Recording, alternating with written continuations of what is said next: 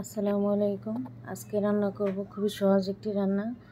তো দেখছেন এখানে আমি কতগুলো রুই মাছ পরিষ্কার করে হলুদ মরিচ লবণ মাখিয়ে ভেজে নিয়েছি, হালকা করে ভেজে এটা উঠিয়ে রাখলাম। তো আমি এখানে প্যানে পেঁয়াজ দিয়ে আজকে আমি সয়াবিন তেলে রান্না করব। তারপর এখানে পেঁয়াজটা হালকা একটু ভাজা হলে এখানে দিলাম প্রথমে হলুদ গুঁড়া, তারপরে একে একে আদা রসুন আর জিরা বাটা দিয়ে মশলাটাকে একটু কষিয়ে নিয়ে এখানে আমি দিয়ে দিলাম ধুন্দুলের সাথে আমি একটা আলু ইউজ করেছি। তো আমি এখানে এখন গুঁড়ামরিচ আর একটু ধনে গুঁড়া দিয়ে দিলাম, দিয়ে আমি এখানে ইয়েটাকে ধুন্দুলের তরকারিটাকে কষিয়ে নিচ্ছি। আমি কিন্তু এখানে একটুও পানি ইউজ করিনি, তো ধুন্দুলেরই পানি বের হয়েছে। আমি এখন এখানে একটু লবণ দিয়ে দিলাম, লবণ দিয়ে তরকারিটাকে আমি এখন কষাচ্ছি। তো ধুন্দুল সিদ্ধ হতে কিন্তু খুব বেশি দেরি লাগে না। ধুন্দুল এখানে এক্সট্রা কোনো পানি দেওয়া হয়নি, ধুন্দুলের পানিতে দেখেন পানি বের হয়েছে। এখানে আমি তরকারিটাকে কষিয়ে মাছগুলো দিয়ে দিয়েছি।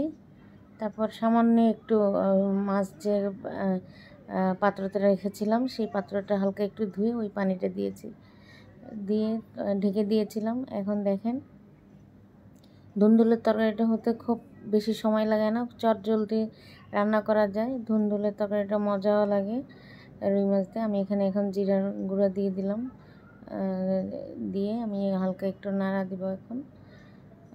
তো দেখেন জিরার ফাঁকি তরকারিটা আমার প্রায় হয়ে এসেছে। তো জিরার ফাঁকি দেওয়ার পর আমি এখানে একটু হালকা করে নেড়ে দিচ্ছি। তো নাড়ার পর এখানে আমি ঢেকে দেব। তরকারি কিন্তু প্রায় হয়ে এসেছে। তা আমি ঝোলটা একটু কমিয়ে নেব, চুলাটা আমি মিডিয়াম আঁচে রান্না করছিলাম। এখন আমি ঢাকনা দিয়ে দিলাম,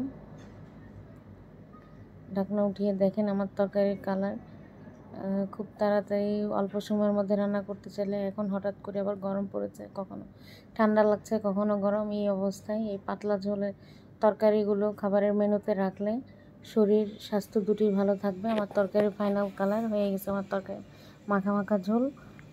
আমার রান্না যদি আপনাদের ভালো লেগে থাকে আমার চ্যানেলের সঙ্গেই থাকবেন, আমার জন্য দোয়া করবেন। সবাই ভালো থাকবেন, ধন্যবাদ।